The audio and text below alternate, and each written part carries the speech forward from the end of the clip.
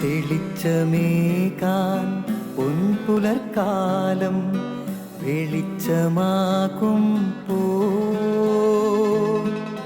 നുറുങ്ങുവെട്ടം പക്ഷിപരാഗം തെളിച്ചു കാട്ടും വരുന്നു ദൈവം മനസ്സിനുള്ളിൽ തിളക്കമേകിടാൻ തരുന്നു ധ്യാന പ്രകാശമാർക്കും വിളക്ക് വയ്ക്കും പോൽ നുറുങ്ങുവെട്ടം ഇറങ്ങിടട്ടെ ഹൃദന്തമെല്ലാം യുഗപ്രകാശത്താൽ മറഞ്ഞിടട്ടെ മനാന്ധകാരം യുഗപ്രസാദത്താൽ നുറുങ്ങുവെട്ടം.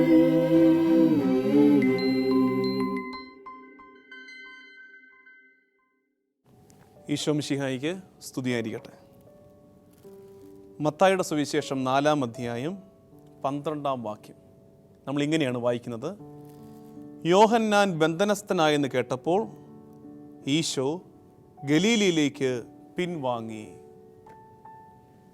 ഇത് പല സ്ഥലത്ത് നമ്മൾ വായിക്കുന്ന ഒരു കാര്യമാണ്. ഏത്? ഈ ഒരു വാക്ക് പിൻവാങ്ങി. ഈശോ പല നേരത്തും പലയിടങ്ങളിൽ നിന്നും പിൻവാങ്ങിയിട്ടുണ്ട്, പുറകോട്ട് നടന്നിട്ടുണ്ട്. ഇതാ ഇപ്പോൾ സ്നാപക യോഹന്നാനെ ഹെറോദോസ് അറസ്റ്റ് ചെയ്തെന്നറിഞ്ഞപ്പോൾ ഈശോ അവിടെ നിന്ന് പുറകോട്ട് മാറുന്നു.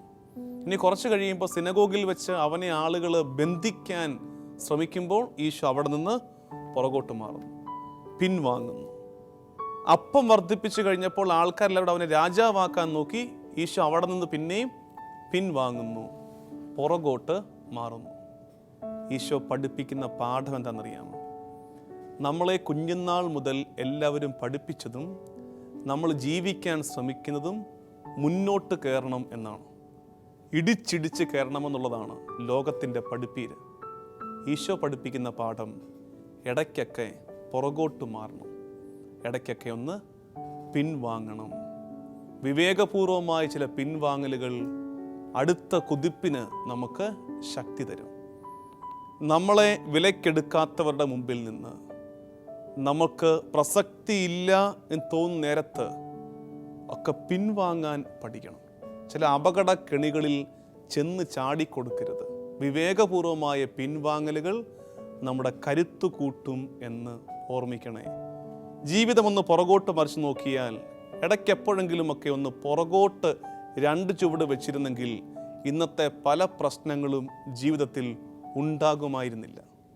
അതുകൊണ്ട് ഇന്നത്തെ സന്ദേശം വളരെ ലളിതമാണ്. പിൻവാങ്ങാൻ പഠിക്കണം. കർത്താവും ദൈവവുമായ ഈശോ മിശിഹായിക്ക് 2 ചുവട് പുറകോട്ട് വെക്കാമെങ്കിൽ നമുക്ക് 2 അല്ല 4ഉം 40ഉമൊക്കെ പുറകോട്ട് വെക്കാൻ യാതൊരു മടിയും വേണ്ട. പുറകോട്ട് ചുവട് വയ്ക്കുന്നത് തോൽവിയല്ല, മറിച്ച് തോൽവി ഒഴിവാക്കലും വിജയത്തിലേക്കുള്ള കുതിപ്പിൻ്റെ ഒരുക്ക കാലഘട്ടവുമാണെന്ന് തിരിച്ചറിയണേ. ഓർമ്മപ്പെടുത്തൽ ഇത്രയേ ഉള്ളൂ. പിൻവാങ്ങാൻ പഠിക്കണം, പിൻവാങ്ങാൻ മടിക്കരുത്. ആമേൻ.